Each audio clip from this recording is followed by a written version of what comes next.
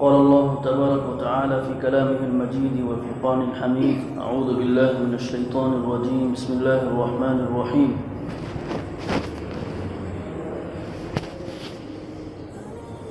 قد أفلح المؤمنون الذين هم في صلاتهم خاشعون.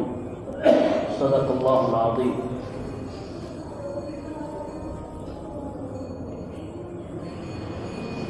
محترم بزرگوں، دینی اور ایمانی بھائیوں،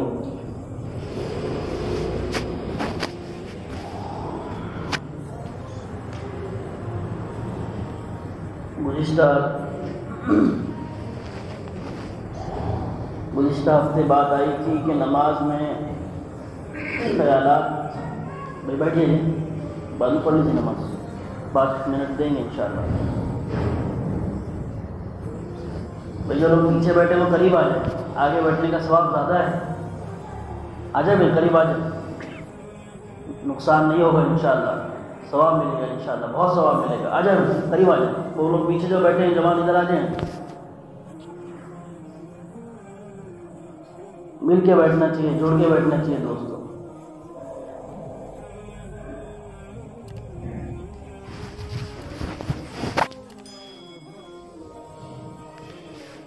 کہ نماز میں خیالات کیوں آتے ہیں اور کیا وجوہات ہیں.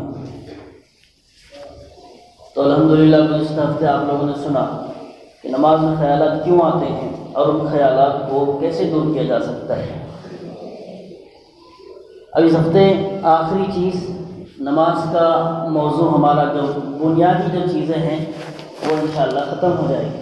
ویسے تو نماز کے تو بہت سارے مسائل ہیں، ابھی تو ہمارے سامنے یہ مسائل نہیں آئے کہ نماز کیسے ٹوٹتی ہے، نماز کیسے فاسد ہوتی ہے، اور وضو کیسے ٹوٹتا ہے، نماز میں سجدے سو کب واجب ہوتا ہے، نماز کی سنتیں کیا ہیں، نماز کے مستحبات کیا ہیں، بہت ساری چیزیں ہیں. تو لیکن جو بنیادی چیز ہے کم سے کم وہ ذہن میں آ جائے تو مسئلے انشاءاللہ انفرادی طور پر پوچھے جا سکتے ہیں. تو آخری جو مسئلہ ہے آج کا وہ ہے نماز میں خشوع پیدا ہونا. نماز میں خشوع کا پیدا ہونا. کیوں لگا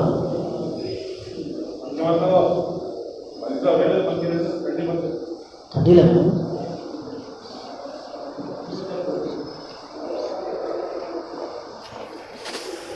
نماز میں خشوع دو چیزیں ہوتی ہے کہ خشوع کا پیدا ہونا اور خضوع کا پیدا ہونا. تو اب تک کی جو بات تھی وہ خضوع کے تعلق سے تھی کہ خضوع کا مطلب بھی اللہ کے سامنے جھکنا ہوتا ہے، اللہ کے سامنے اللہ کی طرف متوجہ ہونا ہوتا ہے. لیکن خضوع کا مطلب ہوتا ہے جو طریقہ نبی صلی اللہ علیہ وسلم نے نماز کا بتایا ہے اس طریقے کو فالو کر کے، اس طریقے کو اپنا کر نماز پڑھنا. اور وہ طریقہ آپ لوگوں کے سامنے آ چکا ہے کہ کس طریقے سے نماز پڑھی جائے گی. اب دوسرا جو طریقہ ہے وہ دوسرا جو ہے خشوع ہے. خشوع کسے کہتے ہیں؟ خشوع کہتے ہیں کہ اپنے دل کو اللہ کی طرف متوجہ کرنا، اللہ کی طرف متوجہ کرنا. اور نبی صلی اللہ علیہ وسلم نے بتایا ہے کہ کس طریقے سے دل کو متوجہ کیا جا سکتا ہے.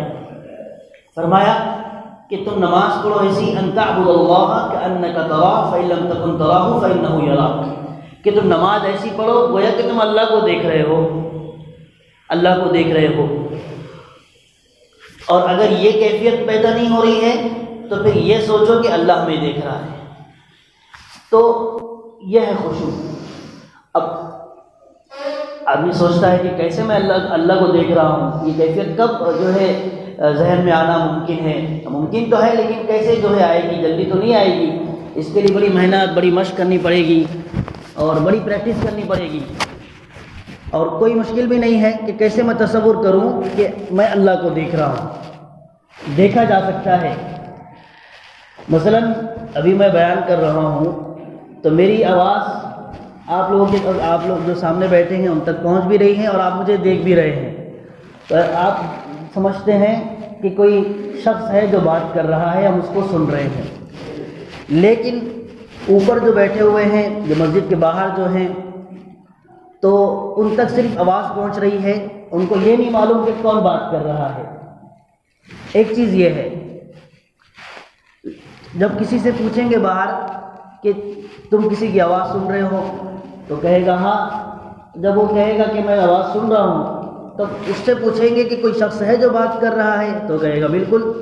وہ انکار نہیں کر سکتا کہ آدمی یہ کہے نا کہ میں دیکھوں تو مانوں، اور شیطان اور تصور بھی آئے گا ذہن میں کہ میں اللہ کو نہیں دیکھ سکتا تو مانوں گا کیسے. لیکن جب آپ یہاں بیٹھ کے بات کر رہے ہیں، باہر آپ کی کوئی آواز سن رہا ہے تو وہ آپ کے نہیں ہونے کو بالکل انکار نہیں کر سکتا کہ جب میں ان کو دیکھ ہی نہیں رہا ہوں تو میں مانوں گا کیسے. بلکہ وہ کہے گا میں آواز سن رہا ہوں تو گویا کہ اس کو یقین ہے کہ کوئی نہ کوئی اندر بات کر رہا ہے. اسی طریقے سے صبح شام ہم دیکھتے ہیں کہ ہوائی جہاز اڑتا ہے اور ایروپلین اڑتا ہے تو کون ہے جو انکار کرتا ہے کہ کون یہ کہہ سکتا ہے کہ جو پلین اڑ رہا ہے وہ بغیر پائلٹ کے اڑ رہا ہے یا اس میں کوئی بیٹھا ہوا نہیں ہے، جبکہ ہم نہیں دیکھ رہے اس کو. اور بغیر پائلٹ کے پلین کا اڑنا بھی ناممکن بات ہے.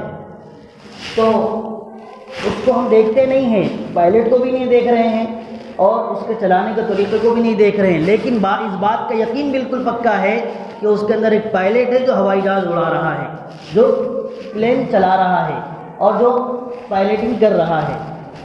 تو جب ہمیں یہ بات بھی پکی ہو گئی کہ جو ہے بغیر ہوائی جہاز کے، بغیر پائلٹ کے ہوائی جہاز نہیں اڑ سکتا. اسی طریقے سے یہ مسجد میں جو روشنی آ رہی ہے سورج کی، تو جیسی ہم دیکھیں گے روشنی آ رہی تو ہم سمجھ جائیں گے کہ یہ سورج کی روشنی ہے. مجھے نظر آ رہی روشنی وہاں پر، لیکن میں اس بات کا بالکل انکار نہیں کر سکتا کہ سورج کی روشنی ہو ہی نہیں سکتی کیونکہ میں سورج کو نہیں دیکھ رہا ہوں. نہیں، بلکہ میں کہوں گا کہ وہ سورج کی روشنی ہے. تو بالکل اسی طریقے سے جب سورج کی روشنی ہے تو سورج کو بھی کسی نے پیدا کیا ہے، اور جو میں آسمان دیکھ رہا ہوں اس کو بھی کسی نے پیدا کیا ہے. جو چیزیں دیکھ رہا ہوں وہ بھی کسی نے پیدا کیا ہے. یہ زمین، یہ مٹی، یہ آب و ہوا، اور یہ درخت، یہ شجر، یہ حجر، یہ سب کے سب کسی نے پیدا کیے ہیں. اور وہ کس نے پیدا کیا ہے؟ اللہ نے پیدا کیے ہیں. تو بالکل نمازی کو چاہیے کہ جب وہ کھڑا ہو نماز کے لیے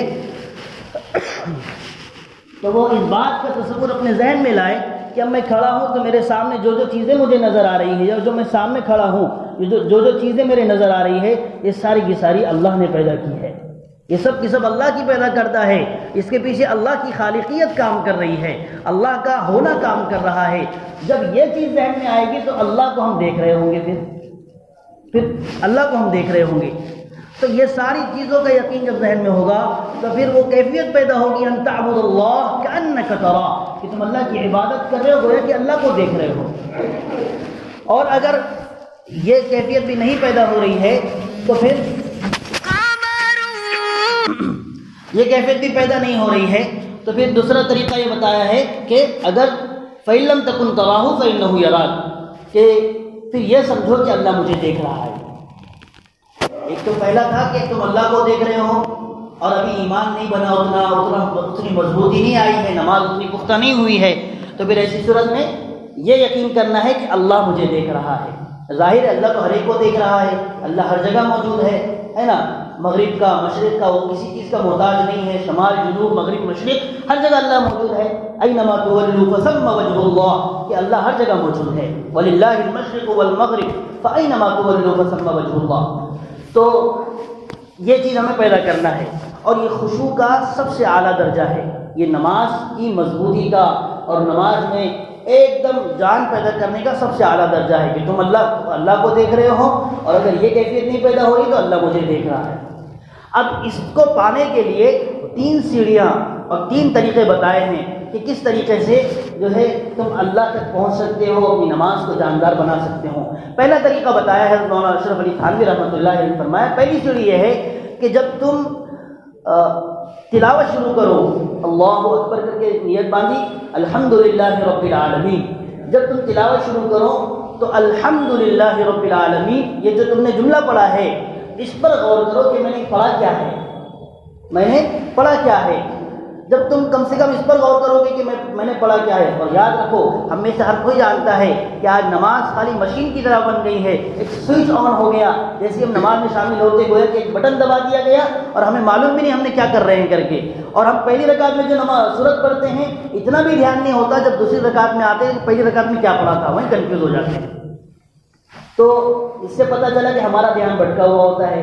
خیالات آنے کی وجہ بھی یہی ہے، خشوع نہ ہونے کی وجہ یہ ہے، نماز میں دل نہ لگنے کی وجہ یہ ہے کہ ہمارا دھیان ہی نہیں ہے نماز میں. تو پہلی چیز کیا کرنا ہے؟ الحمدللہ رب العالمین الرحمن الرحیم مالک یوم الدین ایاک نعبد و ایاک نستعین اہدنا الصراط المستقیم صراط الذین انعمت علیہم غیر المغضوب علیہم ولا الضالین. آپ جب جملوں پر اور آیتوں پر غور کر کے پڑھیں گے تو دیکھیں انشاءاللہ آپ کا ذہن باقی رہے گا نماز میں، خیال نہیں جائے گا ادھر ادھر. پہلی سیڑھی یہ ہے. اور دوسری سیڑھی بتائی ہے کہ دوسری سیڑھی پہلے تو الفاظ پہ غور کرنا ہے، میں نے پڑھا کیا ہے، دوسرے الفاظ کے معانی پر غور کرنا ہے، مطلب پر، اس کی میننگ کیا ہے. اب الحمدللہ رب العالمین پڑھا آپ نے، الفاظ پر بھی غور ہو رہا ہے اور غور اس پر بھی ہو رہا ہے، یہ معنی ذہن میں رکھنا ہے. میں نماز پڑھ رہا ہوں، مطلب میں آیت پڑھا ہوں الحمدللہ رب العالمین، فوراً میرے ذہن میں یہ معنی آ جائے کہ تمام تعریفیں اس اللہ کے لیے ہے جو دونوں جہان کا پروردگار ہے. جب یہ معنی ذہن میں رہیں گے پھر الحمدللہ کے بعد آئے گا الرحمن الرحیم، کہ میں اللہ کی اس صفت رحم کا، جو رحم والی صفت ہے اللہ کی، اس کا میں تصور کر رہا ہوں کہ اللہ کتنا مہربان ہے، کتنا مہربان ہے، کہ اللہ جو ہے اس کی مہربانی کی کوئی حد نہیں ہے، اس کی رحم کی کوئی حد نہیں ہے، یہ تصور کرنا ہے. پھر مالک یوم الدین پڑھیں گے، پھر اس بات کا جو ہے اقرار کرانا ہے اپنے آپ کو کہ کل قیامت کے دن کا مالک ہے اللہ پاک. کل اللہ پاک بادشاہ ہے قیامت کے دن کا، یوم الدین قیامت کے دن کا مالک ہے. ایاک نعبد و ایاک نستعین. پھر جب اس آیت پر آئیں گے تو پھر اپنے آپ کو معنی کی طرف لے جانا ہے ذہن کو کہ اللہ ہم تیری ہی عبادت کرتے ہیں اور تجھ ہی سے مدد طلب کرتے ہیں. ایاک نعبد کہ ہم تیری ہی عبادت کرتے ہیں، و ایاک نستعین اور تجھ ہی سے مدد چاہتے ہیں. پھر آئیں گے اہدنا الصراط المستقیم، کہ آپ یہاں پر یہ معنی ذہن میں رکھ رہے ہیں کہ اللہ مجھے سیدھا راستے کی ہدایت عطا فرما، مجھے سیدھا راستہ دکھا، مجھے سیدھا راستہ دکھا. اہدنا الصراط المستقیم. پھر آئیں گے صراط الذین انعمت علیہم، کون سا راستہ؟ وہ راستہ دکھا، ان لوگوں کا راستہ دکھا جن پر تو نے اپنا انعام فرمایا، جن پر تو نے اپنا فضل فرمایا، جن پر تو نے اپنی رحمتیں نچھاور فرمائی، ان لوگوں کا راستہ دکھا. غیر المغضوب علیہم ولا الضالین، ان لوگوں کا راستہ نہ دکھا کہ جن پر تیرا غضب نازل ہوا، جن پر تیرا غصہ نازل ہوا اور جو گمراہ ہو گئے. تو یہ معنی جب آپ غور کریں گے معنی پر، تو دوسری سیڑھی ہے معنی پر غور کرنا، معنی پر غور کرنا. تو اب یہ معنی کتنے پاورفل ہے اور ساری چیزیں ہماری زندگی سے متعلق ہے. اسی لیے کہا جاتا ہے کہ سورہ فاتحہ سورت تو ہے ہی، قرآن تو ہے ہی، لیکن دعا ہے، اصل دعا ہے. ہم دعا کرتے ہیں اللہ سے، اس میں صرف 3 جملے ایسے ہیں جو اللہ کی تعریف کے ہیں، باقی سارے کے سارے ہم دعا مانگ رہے ہیں. تمام تعریفیں اس اللہ کی ہیں جو تمام جہانوں کا، دونوں جہان کا پروردگار ہے. الرحمن الرحیم، جو رحم و کرم والا ہے، مہربان ہے، نہایت رحم والا ہے. مالک یوم الدین، اور جو یوم جزا کا یعنی قیامت کے دن کا مالک ہے. الرحمن الرحیم، مالک یوم الدین. ایاک نعبد و ایاک نستعین. اب یہاں سے دعا شروع ہو گئی کہ اللہ ہم تیری ہی عبادت کرتے ہیں، تجھی سے مدد چاہتے ہیں. اہدنا الصراط المستقیم، اے اللہ ہمیں سیدھے راستے کی ہدایت عطا فرما. ہم بہت بھٹکے ہوئے ہیں، میں بہت بھٹکا ہوا ہوں. اب ہر آدمی اپنے اعتبار سے غور کرے گا. پہلی آیت میں کہ تیری عبادت کر رہا ہوں، تجھی سے مدد چاہ رہا ہوں. کس کو مدد کی ضرورت نہیں ہے؟ کون بغیر مدد کا ہے؟ کون یہ کہتا ہے کہ دعویٰ کرتا ہے کہ میں جو ہے بالکل فلی جو ہے اطمینان سے رہ رہا ہوں؟ ہر آدمی مدد کا محتاج ہے، ہر دم ہر لمحے مدد کا محتاج ہے. تو اسے جب یہ تصور کر کے نماز پڑھے گا تو خیال اس کا کہیں نہیں بھٹکے گا، نماز ہی میں رہے گا. اہدنا الصراط المستقیم، اے اللہ مجھے سیدھے راستے کی ہدایت عطا فرما. کون کہتا ہے کہ میں 100% صحیح راستے پر چل رہا ہوں؟ کون کہہ سکتا ہے؟ بھٹکے ہوئے ہیں ہم لوگ، گمراہ ہیں، راستے سے دور ہیں، شوریدہ راہ ہے. تو پھر جب یہ خیال آئے گا کہ میں بھٹکا ہوا ہوں تو مجھے تو آلریڈی ضرورت ہے سیدھے راستے کی. اور وہ سیدھا راستہ کہاں ملے گا؟ وہ دین پر چلنے پہ ملے گا، اور وہ نماز میں دعا کر رہے ہیں اس پر ملے گا. اہدنا الصراط المستقیم، اللہ سیدھا راستہ دکھا. تو ہر آدمی اپنے اپنے اعتبار سے سوچ کے جب نماز پڑھے گا، بھائی دیکھو سب سے پہلے اپنی فکر کرنی ہے. ہم تو دوسروں کی فکر کرتے ہیں، وہ فلاں صاحب نماز نہیں پڑھتے ہیں، اور وہ فلاں شخص نماز کو نہیں آتا ہے، اور فجر کو نہیں آتا ہے، ظہر کو نہیں آتا ہے، جمعہ نہیں پڑھتا ہے. اپنا دیکھنا ہے، اپنی ذات کی اصلاح. ان اريد الا الاصلاح ما استطعت وما توفیقی الا باللہ علیہ توکلت والیہ انیب. کہ میری اصلاح، میری اصلاح مقصود ہے، اور توفیق دینے والا اللہ ہے، اور میں اللہ ہی پر بھروسہ کرتا ہوں، اللہ ہی کی طرف متوجہ ہوتا ہوں. تو اہدنا الصراط المستقیم صراط الذین. اب راستہ کس کا مانگ رہے ہیں؟ ان لوگوں کا راستہ دے دے کہ اللہ جن پر تو نے انعام فرمایا، اللہ والوں کا راستہ، اور تیری طرف متوجہ ہونے والوں کا راستہ، اس سے لگاؤ رکھنے والوں کا راستہ، ان کے راستے پر ڈال دے. غیر المغضوب علیہم ولا الضالین. اور ان لوگوں کے راستے سے بچا جو تیرے غضب کے مستحق ہوئے، جن پر تیرا غضب اترا اور جو گمراہ ہو گئے. یہ دوسری سیڑھی ہے. پہلی سیڑھی ہے، پہلا کام ہے الفاظ پر غور کرنا، دوسرا کام ہے الفاظ کے معانی پر غور کرنا، اور تیسرا کام ہے کہ یہ بات کا خیال رکھنا کہ جو ہے میں اللہ کے سامنے کھڑا ہوں. اگر یہ چیز حاصل ہو گئی تو سمجھ لیجیے ہماری نماز پکی ہوگی. اب ہماری نماز کچھ نہ کچھ حد تک اللہ قبول فرما دے گا اگر تیسری بات حاصل ہو جاتی ہے. تو یہ تین چیزیں ہیں. اگر اس کے باوجود بھی ہم پھر بھی خیال لا رہے، پھر بھی دھیان کرنا چاہ رہے، پھر بھی نہیں ہو رہا ہے، تو بغیر خیالی میں نماز پڑھ رہے ہیں، تو یہ غیر اختیاری طور پر ہم نے نہیں چاہا بلکہ شیطان کی طرف سے ہوا، تو ہمارا ذہن بھٹک گیا، اس پر اللہ پکڑ نہیں فرماتے. ہاں، اور جب ذہن میں آ جائے، فوراً خیال کلک ہوا کہ میں نماز سے باہر ہو چکا ہوں، تو فوراً جو ہے جہاں پر چل رہے اس کی طرف دھیان لگانا شروع کر دے. مثلا الحمدللہ رب العالمین شروع کیا، ذہن میرا نماز میں تھا، میں نماز الفاظ پر بھی غور کر رہا تھا اور معانی پر بھی غور کر رہا تھا. الرحمن الرحیم پڑھتے کے ساتھ میرا ذہن چلا گیا باہر، پھر مالک یوم الدین بھی ویسے چلا گیا، پھر ایاک نعبد و ایاک نستعین تو میرا ذہن آیا کہ نہیں میں نماز میں ہوں، تو فوراً اس کی طرف متوجہ ہو جائے. یہ نہیں کہ آپ پہلے شروع میں تھا اب تو چلا گیا، اب چھوڑو، اب امام صاحب کے جو ہے اس پر رحم و کرم پر امام صاحب پڑھائیں گے، پڑھ لیں گے، چلے جائیں گے. نہیں، بلکہ جہاں پر کلک ہو کہ میں نماز سے باہر ہو گیا، فوراً نماز میں داخل ہو جائے. تو انشاءاللہ اگر یہ طریقے ہم یہ اسٹیپس اگر اختیار کریں گے، یہ طریقے اختیار کریں گے، اللہ ہماری نماز کو جاندار بنائے گا. اور جب نماز جاندار ہوگی تو پھر دیکھنا ہمارے مسائل، ہماری پریشانیاں، ہماری مصیبتیں، ہمارے سارے کے سارے مسائل حل ہوتے چلے جائیں گے اور ہمیں خوشحالی نصیب ہوگی. کیونکہ قرآن کریم کی جو آیت میں 4 ہفتے سے پڑھی جا رہی ہے، قد افلح المؤمنون الذین هم فی صلاتهم خاشعون، کہ کامیاب ہے وہ مومن کہ جو اپنی نماز میں خشوع اختیار کرنے والے ہیں. اور کامیابی کیسی؟ آخرت کی بھی اللہ کامیابی دے گا، دنیا کی بھی کامیابی عطا فرمائے گا. خوشحالی دنیا کی بھی ملے گی، آخرت کی بھی ملے گی. کب ملے گی؟ جب ہم نماز کو جاندار بنائیں گے، نماز کو نماز کے طریقے سے پڑھیں گے، نماز کو نماز کے طریقے سے پڑھیں گے. تو اللہ تعالیٰ سے دعا کرنا ہے، بدل نہیں ہونا ہے کہ میری نماز بنتی نہیں ہے، میں کئی سالوں سے محنت کر رہا ہوں. علماء فرماتے ہیں کہ تم جو ہے کوشش کرنا شروع کرو. آج کرو، 1 دن کرو، 2 دن کرو، 3 دن کرو، 1 مہینہ کرو، 2 مہینے کرو، کرتے رہو. آج خیال جو ہے 10 مرتبہ بھٹکا ہے، کل انشاءاللہ 8 مرتبہ بھٹکے گا، اگلے دن اس سے کم مرتبہ، ایک دن آئے گا کہ ذہن نماز میں آ جائے گا، ایک دن آئے گا ہماری نماز جاندار بن جائے گی.